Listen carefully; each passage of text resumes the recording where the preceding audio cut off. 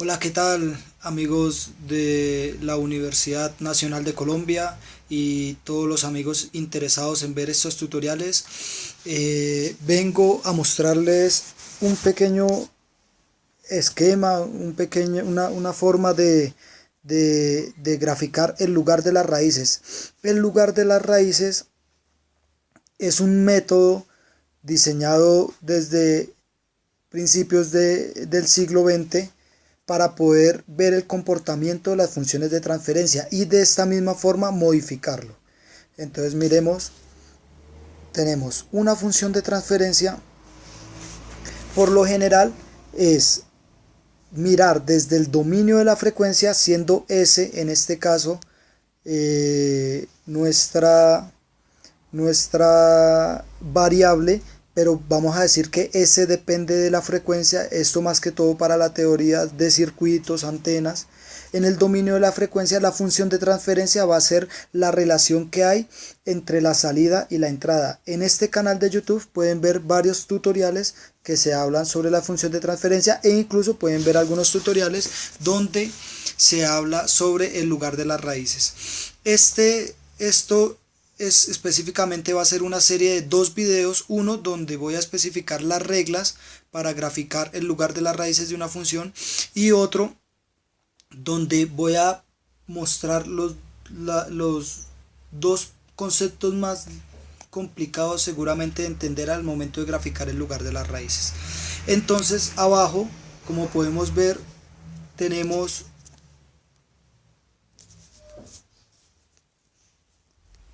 en esta parte tenemos la función de transferencia.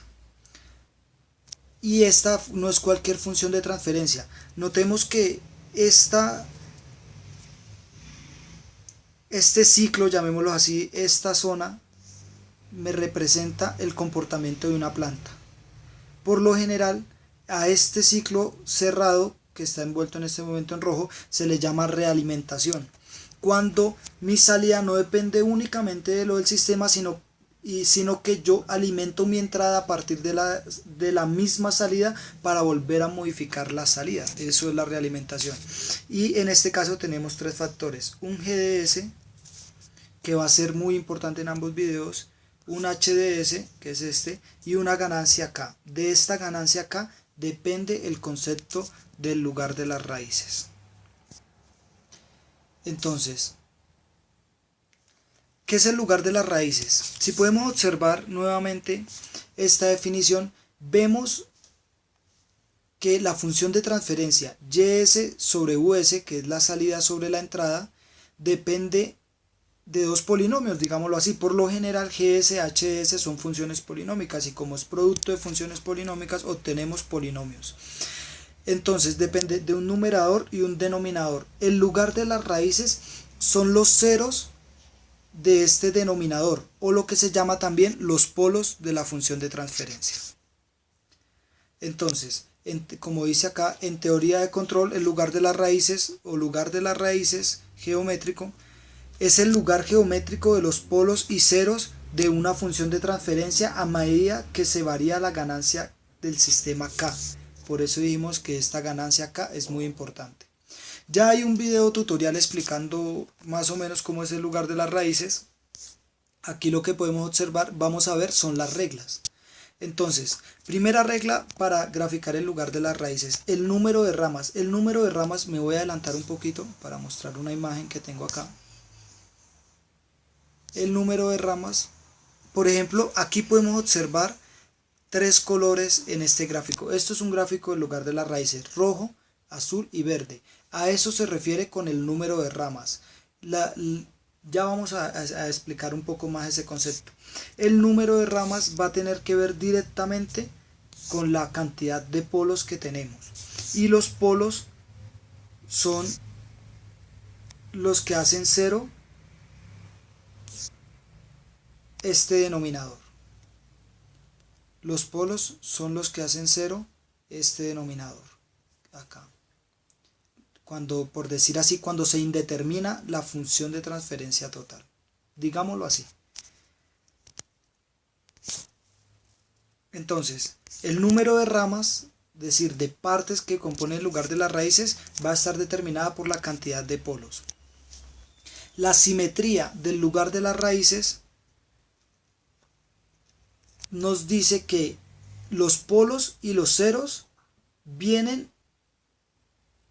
pueden ser únicos si son reales, pero si son complejos, vienen en modo de complejos conjugados, quiere decir que vienen dos, como quien dice reflejados. El lugar de las raíces se refleja respecto al eje real. Tercera, polos de lazo abierto. Los polos de la función de transferencia de lazo abierto pertenecen al lugar de las raíces y corresponden a k igual a 0. Vamos a considerar la función de lazo abierto, que va a ser muy importante para el siguiente video, a la función GSHDS. Esa va a ser nuestra función de transferencia en lazo abierto. GSHDS.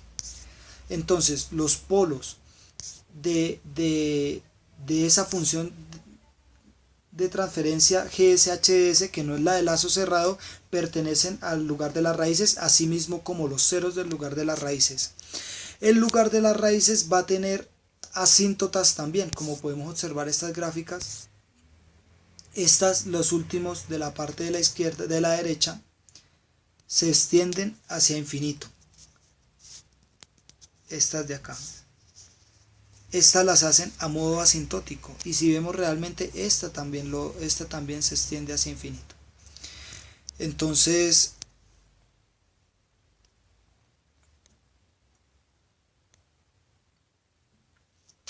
esas son las asíntotas. Ya el lugar de las raíces va a constar de asíntotas, y en la cantidad de asíntotas va a ser el número de polos menos el número de ceros. Lugar de las raíces sobre el eje real. Esta es una de las partes como más claves para graficar el lugar de las raíces, y más sencillo es, si tú te paras en un punto sobre el eje real y a la derecha de ese punto hay una cantidad impar de polos o ceros reales, ese lugar pertenece al lugar de las raíces. Si hay una cantidad par de polos y ceros reales, ese lugar no pertenece al lugar de las raíces. Observemos el gráfico de este. Podemos ver, por ejemplo, que la función, que el gráfico entre estos dos puntos, ya vamos a señalar bien, que acá por lo general en lugar de las raíces se denota con una X donde hay un polo y con un círculo donde hay un cero. Entonces vemos acá tenemos un polo, vemos que a la derecha no hay nada porque hay 0 polos y ceros, pero a la derecha de este polo hay un polo. Entonces ese lugar pertenece al lugar de las raíces. Donde voy a trazar la recta, considere sobre el eje real, ese lugar no pertenece al lugar de las raíces, porque fíjese que a su derecha tiene dos polos. Y ahora este otro lugar que voy a señalar acá pertenece al lugar de las raíces, porque a su derecha tiene 3 polos. Eso. Intersección con el eje imaginario. Para esto se busca los valores de K para los cuales se indetermina la función de la ecuación característica, y se asume que S es aproximadamente J omega, ya que se está suponiendo que la intersección con el eje imaginario, sigma, que es el componente real de S, debe ser igual a 0. Y los puntos de entrada o salida, vamos a observar nuevamente la gráfica, que ya no se nota mucho, pero si podemos ver por última vez, ya, listo, ahora sí la vemos. En este punto, en este sector, se ve que la gráfica verde se abre hacia un lado y la gráfica azul se abre hacia el otro lado. Esos son los considerados puntos de ruptura. A este punto, o puntos de entrada y salida, la forma de calcular estos puntos es derivando K respecto a S. Entonces, esas son las 8 reglas para calcular el lugar de las raíces, que se pueden resumir en, como ya las describimos todas, en el número de ramas, la simetría que va a haber, los comienzos del lugar de las raíces en los polos, el final en los ceros, las asíntotas del lugar de las raíces, y el lugar de las raíces sobre el eje real, la intersección con el eje imaginario y los puntos de entrada. Si queremos ver un ejemplo de cómo se hace, cómo se calcula, por ejemplo, las asíntotas o los puntos de entrada y de salida, veamos el tutorial que está en esta misma lista de reproducción, que se llama precisamente así: asíntotas y puntos de ruptura en el lugar de las raíces. Esta es la bibliografía de donde sacamos la información, el libro de Logata. Ahí pueden encontrar todo lo que necesiten al respecto.